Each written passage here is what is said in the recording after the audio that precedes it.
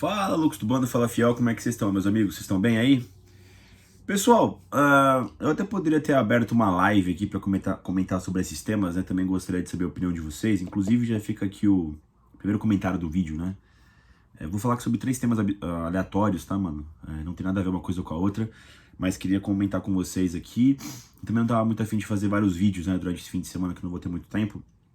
Mas, como também tá sem assunto aqui no canal, né, data FIFA e tudo mais, né? Momento chato, né, do calendário, né, da data FIFA. Então eu vou fazer esse vídeo aqui e, como vocês bem sabem, né, o canal é pequeno, mas eu gosto muito quando o pessoal comenta aqui, a gente troca uma ideia, né?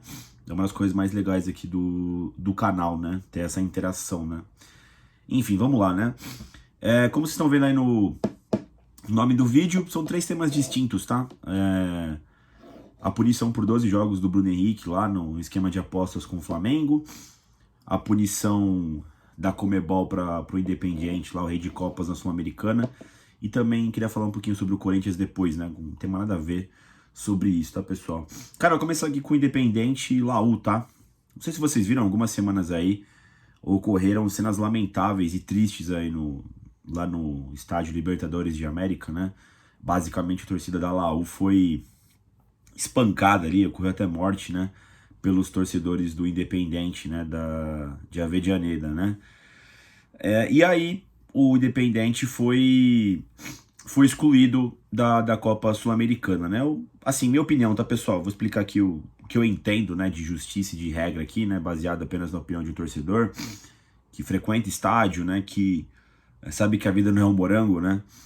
Eu achei injusto, tá? Só o Independiente ter sido excluído da Copa Sul-Americana, tá? Eu acho que, geralmente, nesse tipo de situação, o mandante é punido e tudo mais, né? Porque ele que oferece a segurança e, enfim, né? Provém, né? O ambiente pro evento, né? Que é o jogo da Comebol, né? Mas eu não consigo ver como a imprensa tem colocado, né? Ou como os veículos de transmissão têm colocado, como se a torcida da Laú fosse vítima da situação, tá? Obviamente ocorreu uma morte e tudo mais, mas desde sempre eu aprendi que quando um não quer, dois não brigam, né? Não sei exatamente o que está acontecendo no Chile, mas eu sei que tá com problemas sociais lá, civis, né? Vira e mexe tem treta, e vira e mexe tem confusão nos jogos dos times chilenos, não é só da Laú, tá? Do Colo-Colo esse ano deu uma treta generalizada lá em Santiago, lembra? Colo-Colo e Fortaleza, se não me engano até o Fortaleza venceu o jogo porque o Colo-Colo não teve situação de deixar o estádio em segurança, né? Enfim. E a torcida da Laú mesmo sempre arruma confusão. Quem não se lembra, né, da Copa Sul-Americana 2018, nunca tem briga em Itaquera, tá ligado, mano? Entre torcidas. E os caras quebrando pau com a polícia militar. Enfim, né? Cenas lamentáveis, né? Aquele gordinho lá chamando os caras pra briga, né? Enfim, já não é de agora, tá ligado? Que os caras causam problemas. E a gente sabe que, não sei exatamente o motivo, tá? Mas chilenos e argentinos também tem uma puta rivalidade, né? Uma questão histórica também ali de regiões, né? E assim, para quem já foi em estádios de futebol, né? Tanto de mandante como de visitante, o local do visitante, ao menos não deveria ser, ele não é aleatório no estádio, não é assim, onde caber coloca, né? Geralmente ele é um ponto estratégico para a polícia fazer a proteção dos visitantes e tudo mais, né? Enfim, muitas das vezes não haver contato do visitante com o mandante. Nos clássicos aqui em São Paulo, né? Eles optaram por não ter visitante nos campos dos rivais, né? Então, assim, como vocês bem sabem, né? A torcida do Corinthians não pode ir no Morumbi, não pode ir lá no estádio da Barra Funda. Os nossos rivais também não podem colar Itaquera como visitante, né? Aqui já é outro tema, tá? Mas eu acho uma grande derrota da sociedade a polícia não conseguir prover segurança na capital mais importante do país na América do Sul, né? Mas enfim, esse não é o tema, né? Eu acho que houve um erro lá da diretoria, da direção do Independiente, né? Na forma como colocaram os visitantes da Laú, colocaram lá em cima. É óbvio que... E assim, pessoal, não é só uma questão da torcida da Laú, tá? Eu acho que se não tiver policiamento ali, uma coisa mais rígida, isso vai acontecer na América do Sul.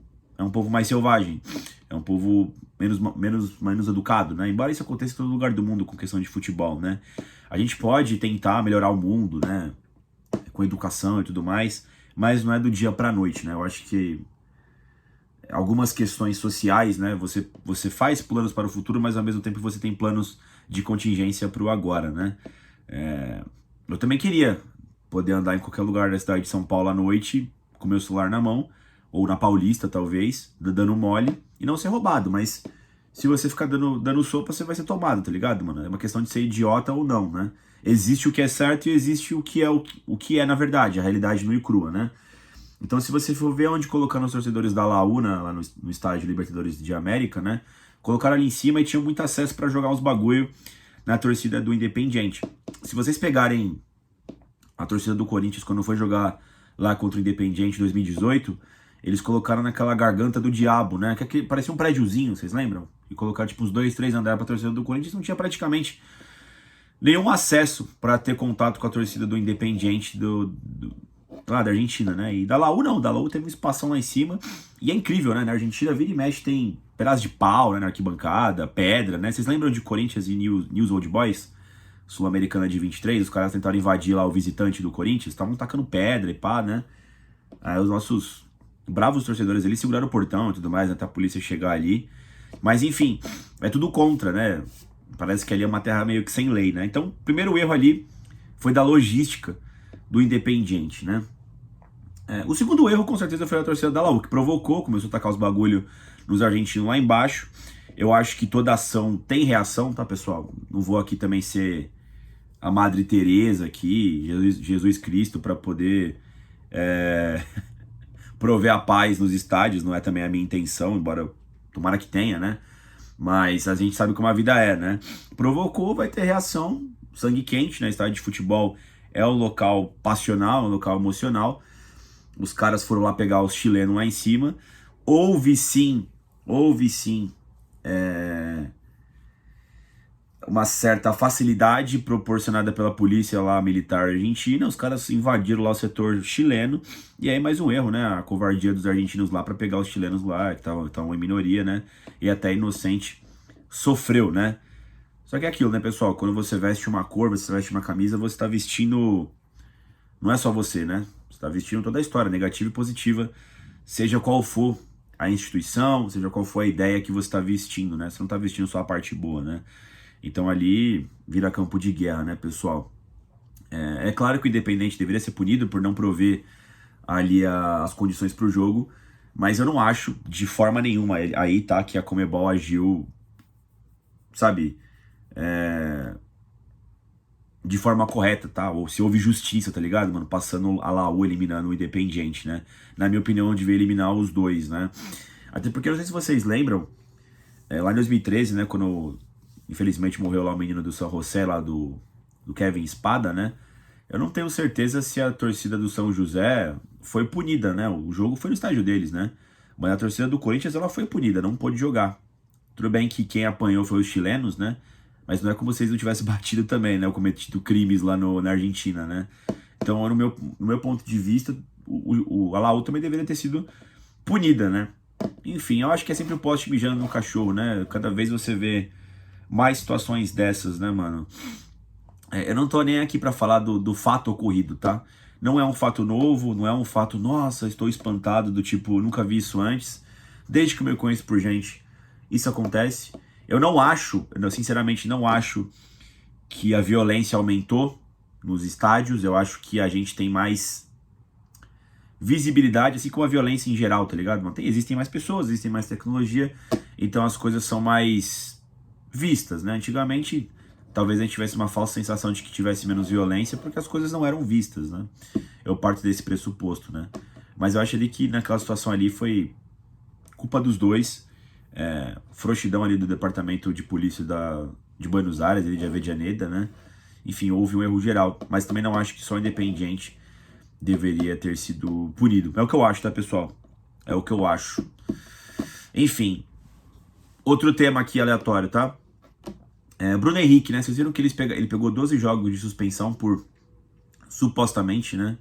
Bom, pra quem viu os prints lá da conversa com o irmão dele, vocês supostamente estão sendo bastante leviano aqui, né? Sobre as fraudes, né? O Bruno Henrique aí tomou o cartão amarelo e apostaram nele lá. E a galera ganhou uma grana da família do Bruno Henrique lá com essa questão, né? Há alguns anos aí tá rolando aquela operação... como é que é? Alguma coisa ilegal, né? Penalidade máxima, algo assim. Alguns jogadores foram até banidos do futebol, né? Não só aqui no Brasil, mas ao redor do mundo. E alguns jogadores tomaram pena braba, de 720 dias, né? 360 dias. Tipo, o cara ficou 1 ano, 2 anos afastado aí sem jogar futebol.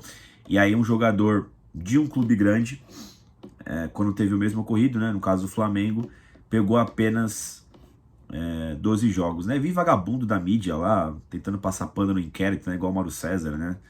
Ah, mas não vi ali provas contundentes para a exclusão do atleta, né? Pô, sabe, totalmente clubista lixo, né, mano? Queria ver ele defendendo o inquérito. Será que ele leu o inquérito dos jogadores lá, do Igor Catatal, do Bauerman, né? Não foi ler, né? Não interessa pra ele, né? Aí paga de analista de futebol, né? Um clubista de merda, né, mano? Enfim, e... sei lá, cara, eu não gosto de pensar que existe, sabe, conspiração no futebol, tá ligado, mano? Que existem as marionetes, né, comandando, né? Muita gente fala, né, de esquema gambá, pito amigo, essas paradas, né? Mas em algumas situações, para o Flamengo, mano, porra, é inacreditável, tá ligado, mano? Não sei se existe uma ajuda, mas existe com certeza uma predisposição positiva, mano, sabe? E aí o que ficou mais feio foi que depois da punição do Bruno Henrique, de apenas 12 jogos, todos esses jogadores que estavam afastados, de repente tiveram suas penas perdoadas, né? Caducadas, né? Um dia depois. Eles souberam que fizeram cagada, né? E já não é a primeira vez, né? Eu sei que as coisas não têm nada a ver uma coisa com a outra, né? Uma coisa é STJD, outra coisa é CBF, mas ao mesmo tempo você começa a pensar nas paradas. Você lembra ano passado da questão de mudar o calendário, onde só o Flamengo se beneficiou? Enfim, né? Para ter os seus jogadores da convocação, né? Tem uma galera nova aqui no canal, não sei se vocês se lembram. Pra mim isso é bem claro. Quando o Wagner Love volta pro Palmeiras, né? Pra quem não sabe, o Wagner Love é da base do Palmeiras, né? Ele volta pro Palmeiras em 2009, ele faz alguma coisa no jogo lá e vai pro STJD, né? E aí tem a gravação lá do juiz, sei lá, do promotor lá, falando pra ele, cara, se você tivesse umas... Ele jogava de trança, né, o Wagner Love, né? Se você tivesse umas trancinhas rubro-negras, talvez a gente fosse diminuir a pena, né? Aquela risadaria, né? Sabe aquele clima bem de tropa de elite, né? Assim, não passa credibilidade, tá ligado? Uma coisa, mano. E aí você faz você pensar em diversas coisas, tá ligado, mano? Não julgo quem pensa que o futebol tá sendo, sei lá, de uma forma manuseado, de forma ilegal aí, né, pessoal? Porque esse tipo de situação fica complicado, né, mano? Fica complicado, depende também de quem conta a narrativa, né? Enfim, né? Aqui no futebol tem muito isso. Vocês lembram quando o John Textor também, 23, né, acusou o Brasileirão que tava rolando esquema de aposta e tal, né? E eu parto muito do pressuposto de quem são os personagens, tá ligado? Naquela altura, o Palmeiras tinha passado o Botafogo, né, no Brasileirão de 23, né?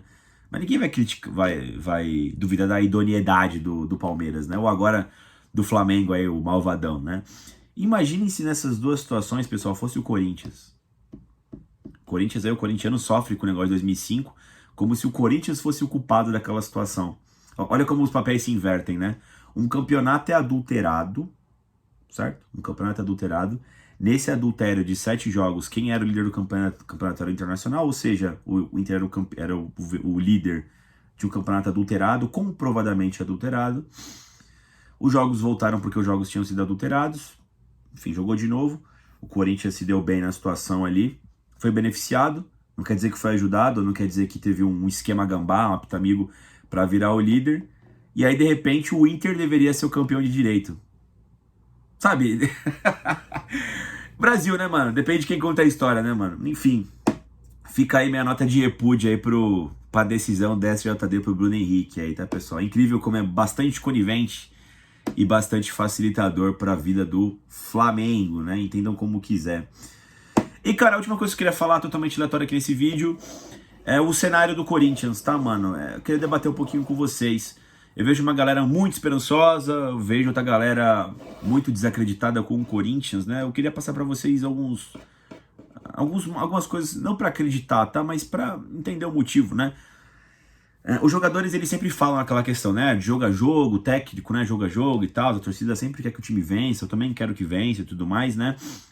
Mas eu acho que quando você fala de um calendário, de um planejamento, eu acho que você precisa ver o todo, né? E qual que é o todo, né? O Corinthians, ele se deu bem com a questão da mudança do calendário aí da Copa do Brasil. A CBF fez um bem bolado, né, para ajudar os times da Libertadores, né? Porque provavelmente um deles deve vencer a Libertadores, né? O Flamengo, o Palmeiras ou o São Paulo, né? Espero que nenhum. Mas ao dos últimos anos a Libertadores tem ficado no Brasil. E esses 3 times não estão mais na Copa do Brasil, então eles puxaram para baixo o brasileiro, porque senão teria a disputa da Copa Intercontinental no final do ano no mesmo tempo que o brasileiro. Seria inviável, né? O time jogar no Catar na quarta-feira e na quinta jogar em Porto Alegre, né? Em Fortaleza, tá ligado, mano? Não tem como, né? E aí fizeram isso, e aí pra fazer isso jogaram as partidas, as semifinais e as finais da Copa do Brasil para dezembro, né? As 2 últimas semanas do calendário brasileiro vão ficar com a Copa do Brasil, uma quarta e domingo, né? Se não me engano. O Corinthians ainda não passou o Atlético Paranaense, espero que passe, vai ter a volta da Copa do Brasil, mas tudo indica que se der tudo certo aí, né? Com fé divina, a gente vai estar nas semifinais da Copa do Brasil. E aí, por que seria interessante? Daria tempo pro Corinthians, pô, de repente até o Carrilho, né? O Corinthians recuperar todos os jogadores que estão machucados, né? Ter uma boa preparação pro Garro, recuperar 100% o Memphis Depay, recuperar 100% o Yuri Alberto, de repente o Carrilho, né? José Martins tá com problema na mão, Mateuzinho, enfim, né? Outros jogadores aí dariam um tempo legal para se recondicionarem fisicamente, né, pessoal? Só que é o seguinte, a situação do Corinthians no Campeonato Brasileiro não é tão interessante, né? Embora tenha vencido o Vasco da Gama e depois empatou com o Palmeiras, né? Fez 4 pontos aí dentro de 6, ok?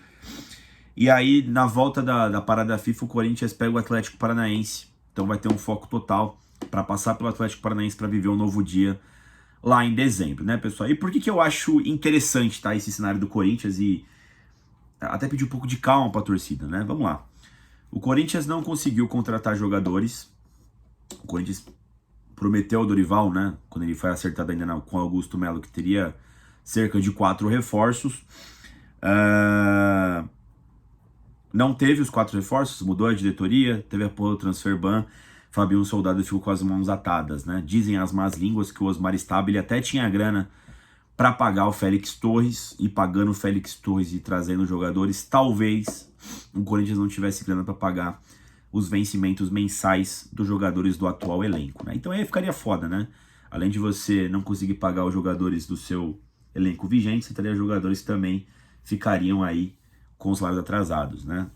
Não sei se é verdade. Acho que o Corinthians simplesmente não tinha o dinheiro todo para pagar o Santos Laguna, vai tentar de outra forma pagar. A verdade é que o Corinthians não consegue mais contratar ninguém agora que a janela fechou, né? Só se tiver um jogador aí realmente sem contrato no mercado depois se o Corinthians pagar o Santos Laguna, né, pessoal? Então, dito isso, o Dorival vai com o que tem, né?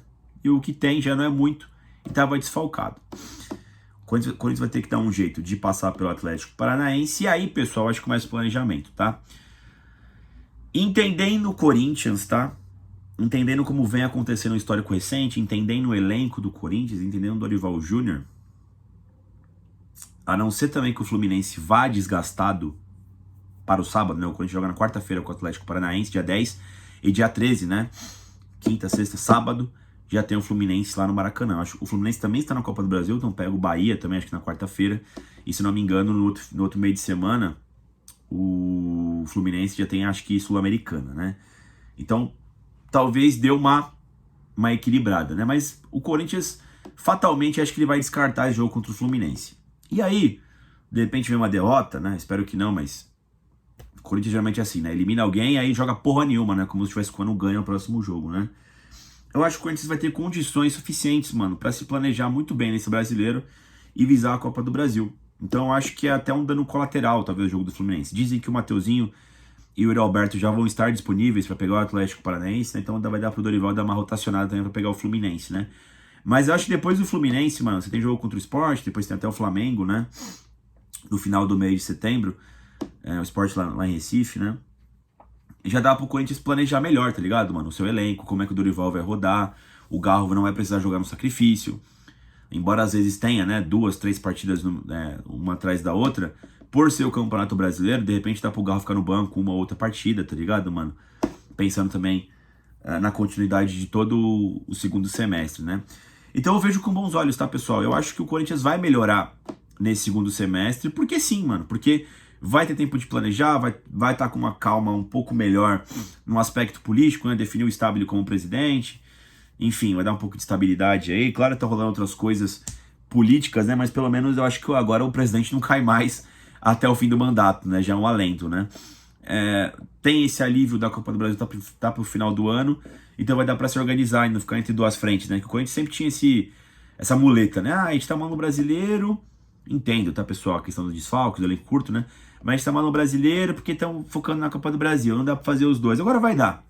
O que eu cobro, mano, é que o Corinthians pelo menos volte a ser extremamente forte, como sempre foi em Itaquera. O Corinthians não vem bem no Brasileirão em Itaquera, faz muito tempo que o Corinthians não vem, a última vitória foi contra o Santos, parece que foi em maio, tá ligado, mano? Sei que teve um mês aí além, por causa do Super Mundial no meio do ano, mas é injustificável o Corinthians ficar tanto tempo sem vencer. É bem verdade, o Corinthians jogou bem contra o Bragantino, contra o Bahia, contra o Cruzeiro, merecia melhor sorte, né? Mas a vitória não veio. E agora acho que o Corinthians precisa dessa guinada, tá ligado, mano? Pra fazer pelo menos o campeonato de primeira página da tabela. Pelo menos um G10 ali, mano, acho que é o mínimo, tá ligado, mano? Eu acho que esse time tinha até condições, porque só vai estar focando no brasileiro agora, né? De pensar no G6, tá ligado, mano? Vencer a Copa do Brasil não é uma certeza, né? Seria interessantíssimo, porque é a última oportunidade de título. Eu acho que o objetivo do Corinthians é voltar a jogar também a próxima Copa Libertadores, né? Por questão financeira, enfim, na questão de visibilidade. E de repente vai que ganha, né? Quanto mais campeonatos o Corinthians conseguir jogar, eu acho melhor. E quanto mais campeonatos de maior grandeza, também acho melhor, porque eu acho que o Corinthians deve estar em tudo que é de primeira prateleira, tudo que é de primeira grandeza, né? Por conta do tamanho do Corinthians e sua representatividade, né? Mas eu vejo com bons olhos esse segundo semestre, tá, pessoal? A maior tempestade já passou, que era esse clássico com o Palmeiras, a ida da Copa do Brasil. Eu acho que agora em condições de temperatura normal e ambiente, né? O Corinthians, espero que, né, passe pelo Atlético Paranaense e consiga desenvolver melhor esse segundo semestre. Que, cara, com todos esses problemas, tem um desenho bastante interessante, tá, pro Corinthians. Não tô tirando aqui os problemas, tá? Tem muitos problemas, mas convivendo com eles, convivendo com os piores cenários, dá pra fazer aí um tempero bacana aí pra nossa feijuca, né, pessoal? Acho que é isso, pessoal. De novo, fica aqui minha fala aqui. Comentem, discorram sobre o que eu tava falando aqui, sobre todos os temas, tá? O vídeo ficou um pouco grande, mas gostaria muito de debater com vocês. Dito isso, pessoal, deixem um like no vídeo, se inscreva no canal e vai Corinthians!